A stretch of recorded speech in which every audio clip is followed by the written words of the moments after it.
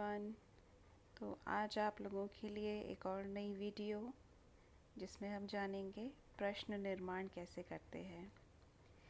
ये टॉपिक बहुत ही इजी है, बस कुछ चीज़ों का ध्यान आपको रखना है और फिर आप इसमें पूरे मार्क्स ले सकते हैं।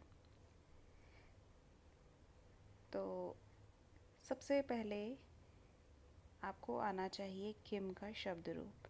जैसा कि आप जानते हैं, किम का शब्द रूप जो है तीनों लिंगों में चलता है। आपकी स्क्रीन पर दिखाई दे रहा है पुल्लिंग में और स्त्रीलिंग में। तो ये शब्द रूप आपको याद होना चाहिए। इसी की हेल्प से आप लोग प्रश्न निर्माण कर पाएंगे।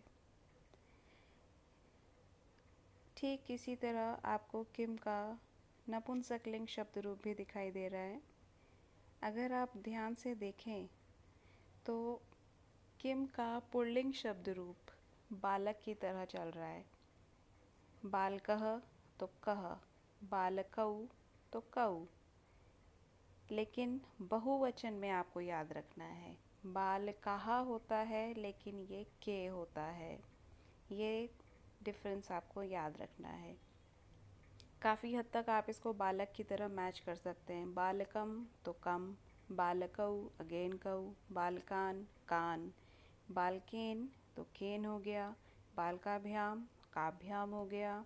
इसी तरह बालकय कय हो गया। फिर वापस चतुर्थी विभक्ति, बालकाय होता है लेकिन प्रश्न कस्मई होगा। काफ़ी बारी बच्चे काय का प्रयोग करते हैं जो कि गलत है, कस्मई होता है।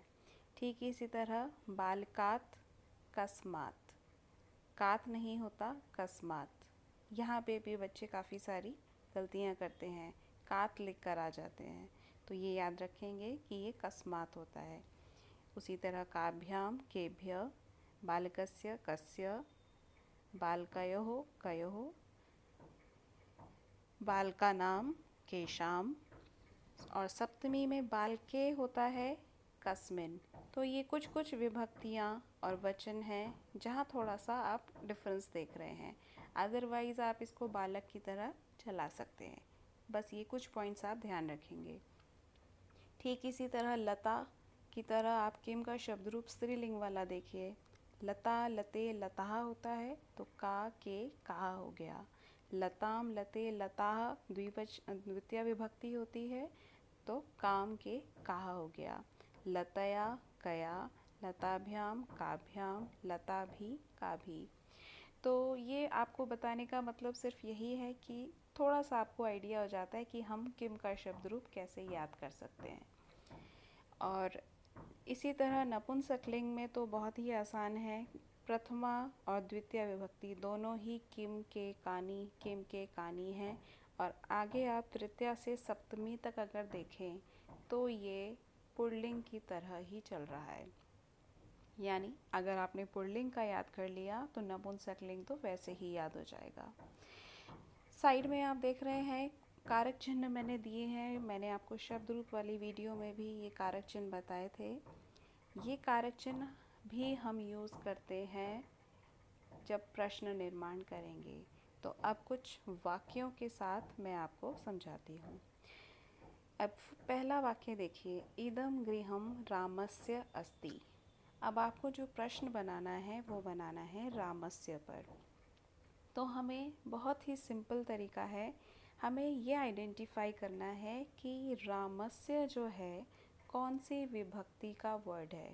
तो आप इसको कैसे मैच करेंगे, मैंने आपको शब्द रूपों में बताया था कि अगर अ से एंड होने वाला वर्ड है, अ स्वर से एंड होने वाला है, तो बालक की तरह हम उसका शब्द रूप चला सकते हैं और राम बालक की तरह ही चलता है। तो अब आप याद करिए कि रामस्य कौन सी विभक्ति में आता है, षष्ठी विभक्ति। काके की में आपने पढ़ा था षष्ठी विभक्ति। तो हमें किम का षष्ठी विभक्ति लगाना है। अब किम जो है तीनों लिंग में होता है, पुल्लिंग में, स्त्रीलिंग में, नपुंसकलिंग में।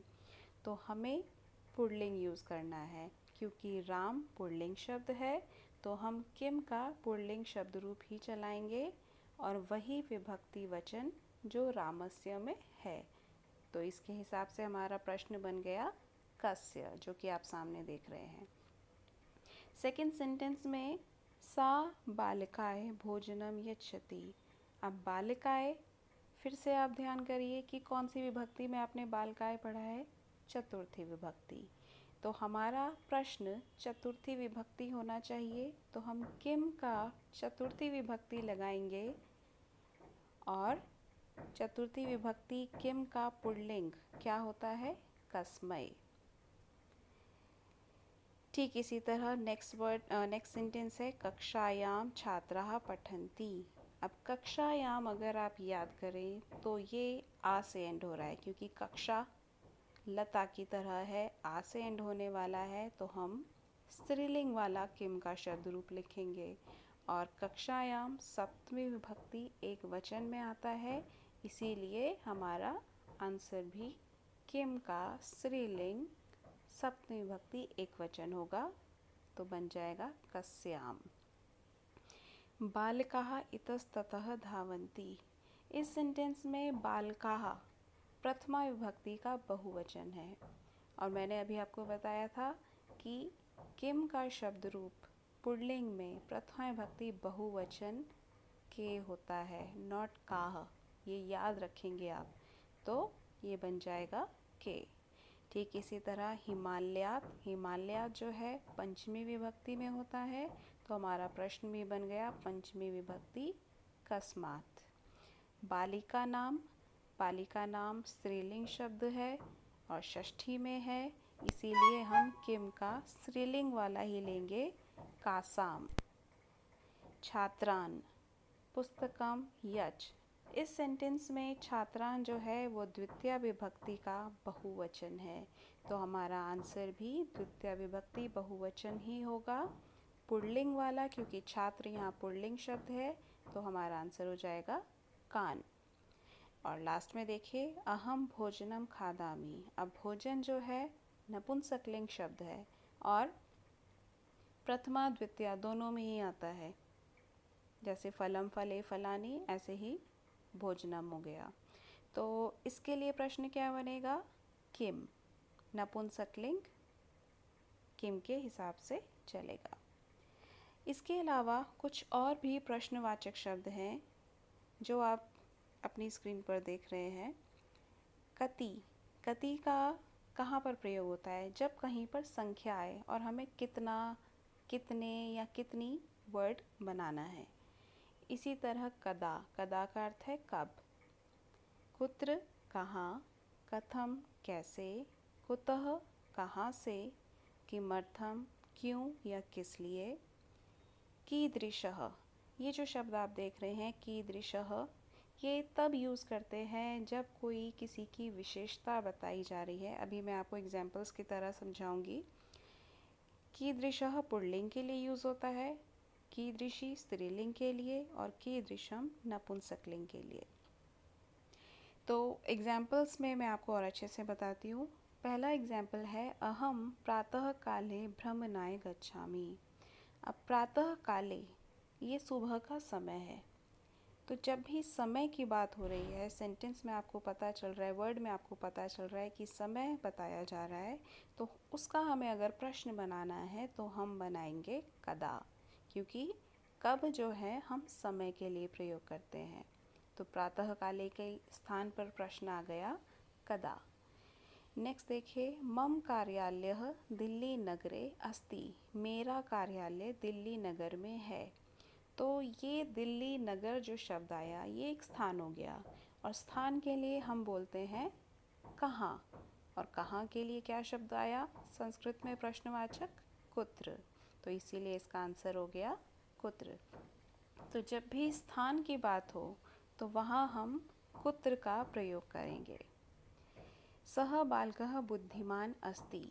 अब यहाँ बुद्धिमान जो है वो विशेषण है, किसका, बालक का। और अगर हम प्रश्न बनाए भी तो क्या बोलेंगे, वह बालक कैसा है। तो कैसा के लिए क्या आया, कीदृशः।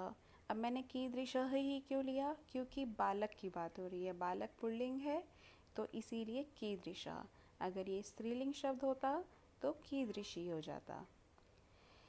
नेक्स्ट देखिए, त्रीणि पुस्तकानि मम समीपे त्रीणि पुस्तकानि सन्ति, मेरे पास 3 पुस्तकें हैं। अब त्रीणि जो है वो संख्या हो गई, तो हम क्या बोलेंगे, कितनी पुस्तकें, और कितनी के लिए क्या शब्द हुआ, कति। अगला वाक्य, यूयम आगरा नगरात आगच्छत, तुम सब आगरा नगर से आए। तो हम यहाँ क्या बोल रहे हैं, पंचमी विभक्ति आप नगरात में देख रहे हैं, लेकिन यहाँ प्रश्न बनना चाहिए कहाँ से। तो कहाँ से के लिए जो वर्ड है वो है कुतः। तो इसीलिए हम यहाँ पंचमी विभक्ति कस्मात ना लेकर क्या ले लेंगे, कुतः, क्योंकि ये ज़्यादा एप्रोप्रिएट है यहाँ पर।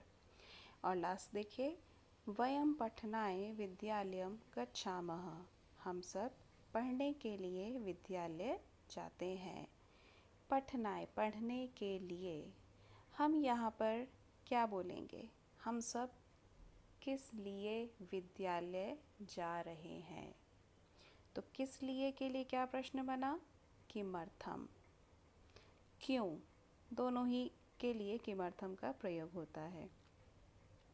सो आई होप आप लोगों को प्रश्न निर्माण समझ में आया होगा कि किस तरीके से प्रश्न निर्माण करना चाहिए।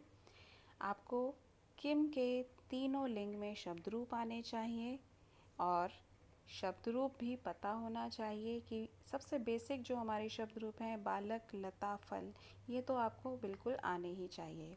और ये जो कुछ दूसरे प्रश्नवाचक शब्द मैंने आपको दिए हैं, इन्हें ज़रूर आप लोग याद रखें और इनकी प्रैक्टिस करें, तो डेफिनेटली आप लोग इसमें सक्सेसफुल होंगे।